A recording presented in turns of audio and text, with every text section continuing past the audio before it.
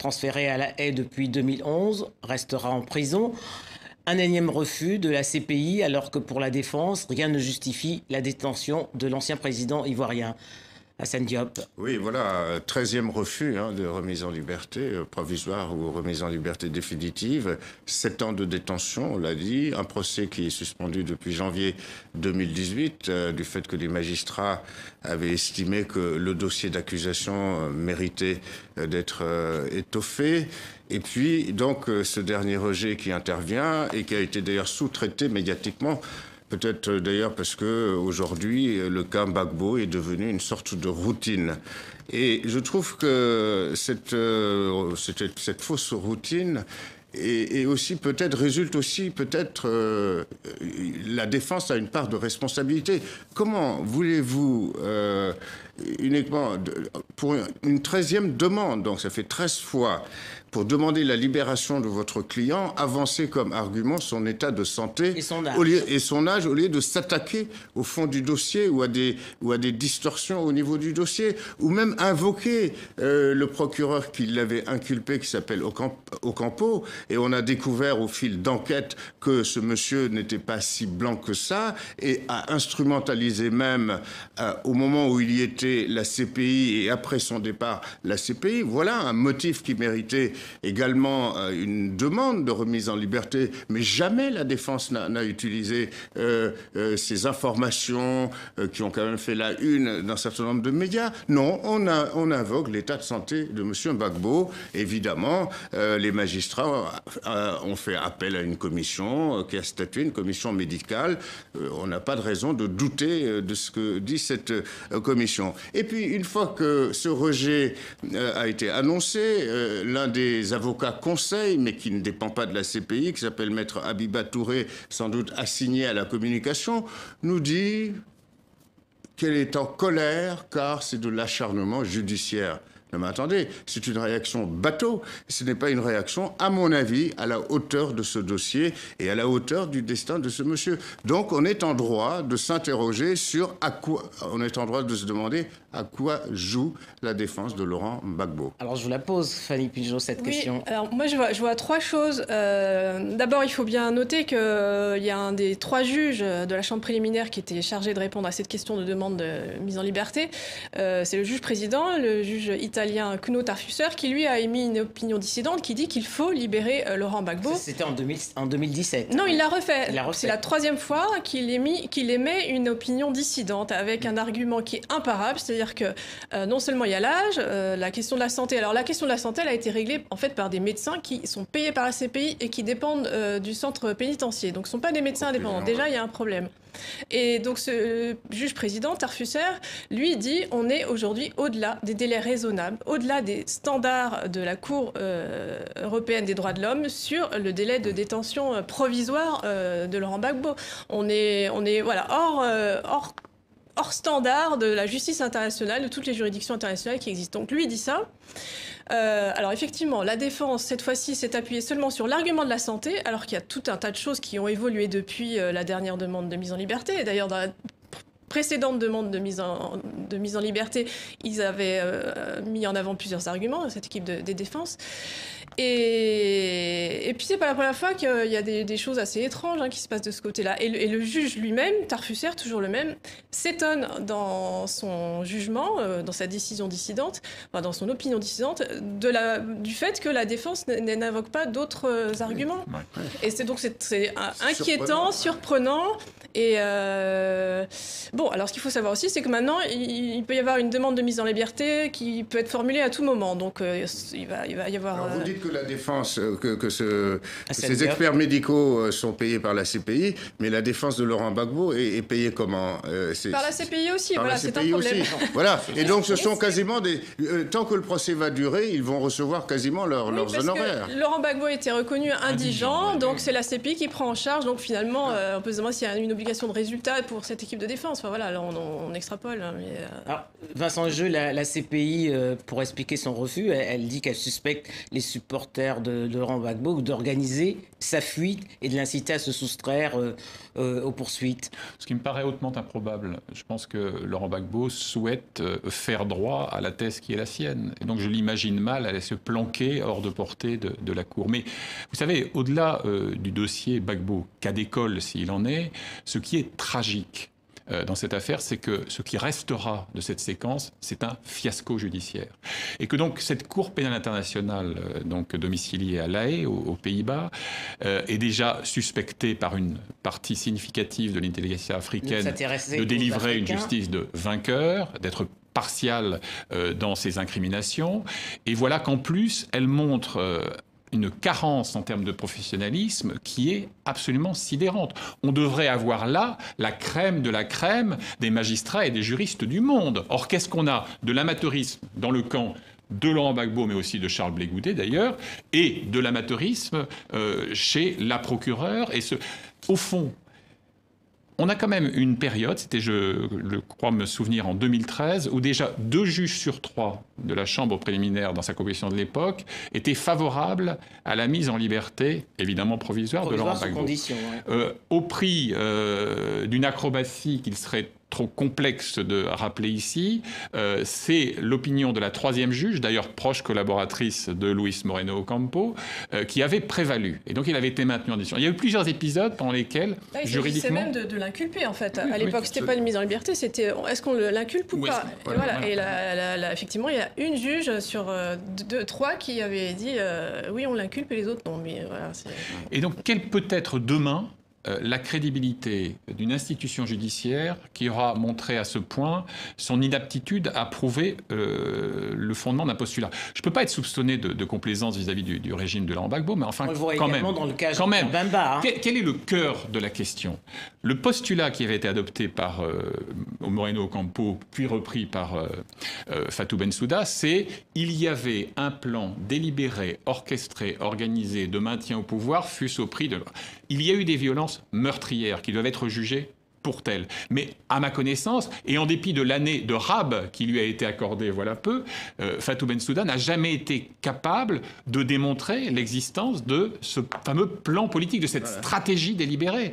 Donc, à partir de là, il faut en tirer les conclusions. L'autre partie n'a jamais été entendue, du reste, hein, dans cette crise ivoirienne. Et la conclusion, à mon avis, c'est que s'il y a une chose qui est politique, en revanche, et qui est incontestablement politique, et qui déborde du cadre ivoirien, c'est le fait que Laurent Gbagbo se soit retrouvé à la CPI. Là, on voit bien que c'était manifestement orchestré politiquement, à la fois à l'avantage d'Alassane Ouattara, c'est incontestable, et à l'avantage aussi de ceux qui avaient contribué à la chute de Laurent Gbagbo, c'est-à-dire Alassane Ouattara, à commencer par Nicolas Sarkozy et la France. Il faut appeler un chat un chat.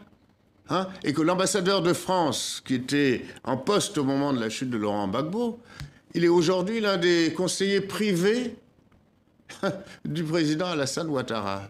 Chercher l'erreur. Et il ne faut pas oublier que les contacts entre le procureur de l'époque, Luis Moreno Ocampo, avec Alassane Ouattara, ont commencé... Enfin, on sait de manière sûre qu'ils ont commencé dès début décembre 2010, c'est-à-dire au tout début de la crise post-électorale, alors qu'il n'y avait pas eu encore de violence. C'est à partir de là, et peut-être même avant d'ailleurs, que toute cette histoire s'est montée. Alors, pour la suite... c'est aussi intéressant là ce qui va se passer parce que les 2 équipes de défense, donc de Blé Goudet et de Laurent Gbagbo, ont formulé une demande d'autorisation. Ils demandent l'autorisation de déposer une demande de non-lieu. C'est un peu compliqué tout ça. Ce qui va forcément être accordé par les juges puisque eux-mêmes l'ont suggéré il y a quelques semaines. Alors voilà, il va y avoir encore un certain nombre de mois qui vont s'exprimer. C'est peut-être d'ailleurs le stratagème qui permettra à la procureure de s'en sortir à peu près honorablement. C'est sa fameuse clause de ce qu'on appelle le no case to answer, qui en fait équivaut effectivement à un non-lieu. Elle l'avait appliqué au Soudan. Si on lit entre les lignes de l'arrêt qui a été rendu par les juges de la Chambre, elle est quand même invitée à réviser sa copie. Et réviser sa copie, ça peut aller jusqu'à, effectivement, admettre la délivrance d'un non-lieu. De toute façon, encore une fois, si on a suivi le procès du début à la fin, ce que moi j'ai fait jusqu'ici, aucun témoin sur les 82 produits par Bensouda n'a apporté la moindre preuve, le moindre soupçon d'éléments qui prouveraient ce fameux plan commun. Et pire, une grande majorité des témoins ont contredit totalement sa thèse. C'était impressionnant. Et ces témoignages sont épuisés aujourd'hui, normalement. Assad Diop, qu'est devenue l'initiative qu'avaient prise certains chefs d'État africains pour demander justement la liberté provisoire de Laurent Gbagbo? Oui, je ris, et malheureusement, enfin, il s'agit d'une histoire sérieuse, mais c'était pas du tout sérieux comme attitude. On n'attend pas d'aller plaider la cause de Laurent Gbagbo auprès de François Hollande, membre de l'Union. Ce qui montre bien que c'est complètement politique, cette affaire. Voilà, ce qui montre encore une fois que c'est complètement politique, quand bien même François Hollande, sans doute, a dû botter en touche en disant, vous savez, c'est une affaire judiciaire, je m'en mêle pas, etc. C'est un procès. Mais il n'empêche que cette démarche avait été médiatisée, mais cette démarche est une démarche de la 25e heure. Elle est arrivée trop tard. C'était pas à ce moment-là qu'il fallait manifester effectivement que la raison de la présence de Laurent Gbagbo à La Haye est une raison politique. Moi, je vois aussi effectivement dans leur démarche la confirmation effectivement que c'est un dossier éminemment politique. Mais ce sont les mêmes, peut-être, ou parmi eux, en tout cas, qui n'ont pas réagi au départ lorsque une intervention sous label de l'ONU a abouti à l'éviction d'un chef d'État 50 ans ou 60 ans après les indépendances africaines, avec l'aide de la France. Plus que l'aide. Fanny Pigeot. Voilà. Oui, non, on est on peut parler de scandale judiciaire aujourd'hui à propos de ce qui se passe à La Haye. C'est quand même ahurissant de voir tout ce qui se passe. Il n'y a rien. Et puis aussi, je voudrais souligner l'absence totale de suivi de la part des médias français, alors qu'on est sur un cas absolument exceptionnel qui implique les autorités politiques françaises, l'armée française, qui ont joué un rôle absolument majeur en 2010 et en 2011. Et là, silence radio, alors qu'on est face vraiment à un scandale voilà, énorme. Ce qu'on a vu également ces derniers mois, Vincent Hugeux, c'est que de nombreux hommes politiques ivoiriens sont allés à La Haye rendre visite à Laurent Gbagbo.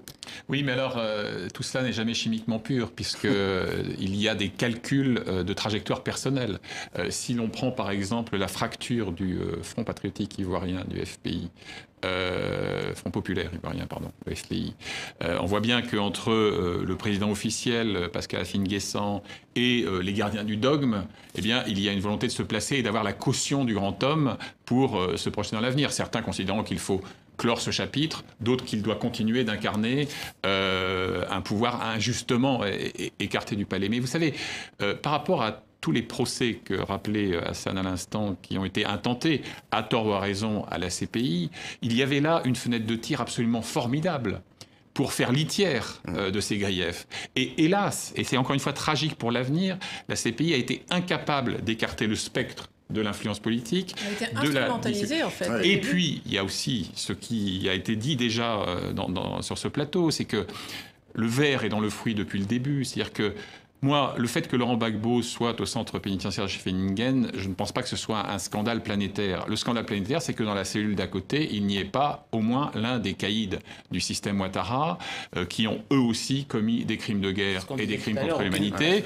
Et que cette dissymétrie judiciaire a d'emblée empoisonné avec une toxicité formidable toute hypothèse de réconciliation des Ivoiriens entre eux. Donc, vous voyez, très au-delà du cas de Gbagbo, que ce soit sur la justice ou sur le devenir politique de ce grand pays d'Afrique, eh bien, je pense qu'on a loupé une occasion absolument unique. Le contresens, à mon avis, voilà, le contresens d'une mauvaise influence de Gbagbo sur la situation politique interne, c'est pas le risque, c'est pas de le remettre en liberté, c'est de le garder là-bas, de le garder à La Haye, en dépit du vide du dossier d'accusation. Hein. Et donc, par conséquent, c'est vrai qu'aujourd'hui, on fait le voyage de La Haye comme on va, voilà, comme on fait un pèlerinage à la Mecque ou toute proportion gardée, ou à Rome, voilà. On rappelait au début de cette actualité ivoirienne, Fanny Pigeot, que Laurent Gbagbo avait été condamné l'année dernière par la justice ivoirienne à 20 ans pour le braquage de la BCEAO. Parce qu'on dit braquage, là aussi c'était un dossier qui malheureusement n'a pas été étayé de preuves. C'est ce qui s'est passé, ce qui se passe avec la justice ivoirienne est aussi très problématique sur un certain nombre de dossiers. Bon, alors effectivement sur le cas dont on parlait du camp Ouattara, il y a des enquêtes qui sont menées par la CPI. Et de ce que je sais, il y a une envie de certains acteurs à la CPI de se redonner une image un peu positive et donc d'aller dans un sens d'enquête sérieuse sur la CPI. C'est la fin d'Afrique Presse. Merci à Hassan Diop de Radio France Internationale, à Fanny Pigeot, journaliste indépendante, et Vincent Eugeux de l'Express. Vous pouvez revoir et réécouter cette émission